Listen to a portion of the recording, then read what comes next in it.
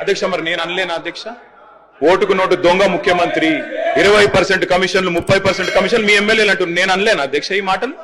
నేను అంటలేను అధ్యక్ష, నేను అంటలేను.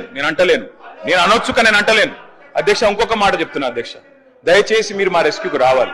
నేనేం అనలేదు అధ్యక్ష, నేను వారిని ఏం అనలేదు అధ్యక్ష. నేనేమన్నాను అధ్యక్ష, జడ్చర్ల శాసనసభ్యులు అనిరుద్ధ్ రెడ్డి గారు 30% కమిషన్ అని మాట్లాడినారు, దాని మీద చర్య తీసుకోమని రెవెన్యూ మినిస్టర్ గారిని అడిగాను. 20% కమిషన్ అని కాంట్రాక్టర్లు ధర్నా చేస్తున్నారు సెక్రటేరియట్ లో, చర్య తీసుకోమని అడిగినాను. మరి నేను అనొచ్చు కదా అధ్యక్ష, పిసిసి అధ్యక్ష పదవిని 50 కోట్లకు కొనుక్కున్నాడు రేవంత్ రెడ్డి అని చెప్పి కోమటిరెడ్డి వెంకటరెడ్డి అనొచ్చు కదా అధ్యక్ష. ఈ ప్రభుత్వం కూలద్దు, ఈ ప్రభుత్వం పేద ప్రజలకు న్యాయం చేయాలని శాసనసభ్యులు మా పార్టీకి వస్తూ ఉంటుంటే ఇలా వాళ్ళ మీద బురద జల్లుతా ఉన్నారు. మీరు చేస్తే రాజకీయ నీతి, మేము చేస్తే వ్యభిచారమా? ఎట్లా జరుగుతుంది? మీరు రాజకీయ పునరేకీకరణ అంటా ఉన్నారు అన్నాడు. అవును, నేను అడుగుతాను, మళ్ళీ కూడా చెప్తాను, మీకు ఆనాడు కంఫర్టబుల్ 80 మెజార్టీ వచ్చింది. 80 మెజార్టీ వచ్చినాక మీకు ఇబ్బంది లేదు. కానీ కాంగ్రెస్ పార్టీ ఒక దళిత సిఎల్పి లీడర్ అయితే ఓర్వలేక కాంగ్రెస్ పార్టీని బలహీనం చేయాలి, ప్రతిపక్ష గొంతు ఉంటుందని మేము అట్లా చేస్తలేమే. శాసనసభను 3:30 దాకా నడిపి ప్రతిపక్ష నాయకులు ఏం చెప్తారు వినడానికి వేదిక శాసనసభ అవకాశం ఇస్తా ఉన్నాం. ఇందిరా పార్క్ దగ్గర ధర్నా చౌకులు ఇస్తా ఉన్నాం. ఇలా మేము ఎన్నడూ ప్రతిపక్ష గొంతు నొక్కుతలే నిరసనలు చెప్పుకుంటున్నాం. కాళేశ్వరం పోతా ఉంటే గ్రీన్ వే ఛానల్ ఇస్తా ఉన్నాం, ఏడు కొమ్మంటాడు కొమ్మంటా ఉన్నాం. ప్రతిపక్ష నాయకులు శాసనసభకు రా, అనుభవజ్ఞుడి, నీకేమైనా తెలిస్తే మాకు చెప్పమని అడుగుతా ఉన్నాం. కేంద్రం నిధిరేలే, కేంద్రాన్ని నిలదీద్దాం రమ్మని అడుగుతా ఉన్నాం.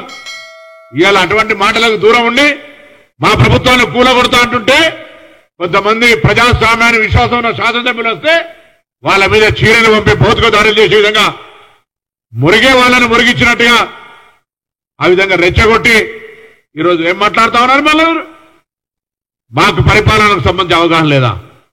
కాంగ్రెస్ పార్టీ ఇస్ టాలెంటెడ్, ప్రభుత్వాన్ని పరిపాలించేది ఎవరు నేర్పే అవసరంలే. మీ దొరలు ఒక్కలే వేస్తారా? ఇంతమంది ఓటు వేయబట్టి మీరు ముఖ్యమంత్రి అయ్యారు, ఇంతమంది త్యాగం చేయబట్టి మీరు ముఖ్యమంత్రి అయ్యారు. అది గుర్తుపెట్టుకోండి దొరగారు.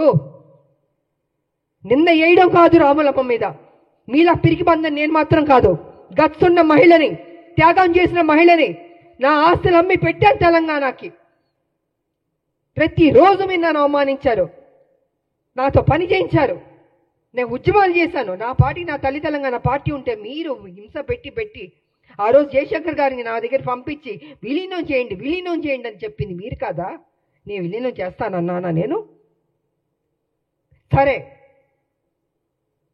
ఇద్దరూ తెలంగాణ కోసం కొట్లాడుతున్నప్పుడు వేరువేరుగా వెళ్ళకూడదని ఒక దీంతో పెద్ద మనసుతోటి నా పార్టీని నేను విలీనం చేయడం జరిగింది. అంతేగాని వేరే ఏదో ఆలోచనతో మాత్రం కాదు.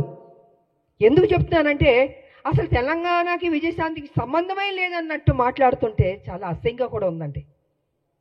ఒక ఆడబిడ్డని మెచ్చుకోవడం నేర్చుకోండి. మీకు మెచ్చుకోవడం మనసు రాకపోతే నోరు మూసుకుని కూర్చోండి. తెల్లారితే మీతోటి వస్తా తమ్ముడు అని చెప్పి ఏం చేసిరో వారు అనుభవించిరో ఆ బాధ.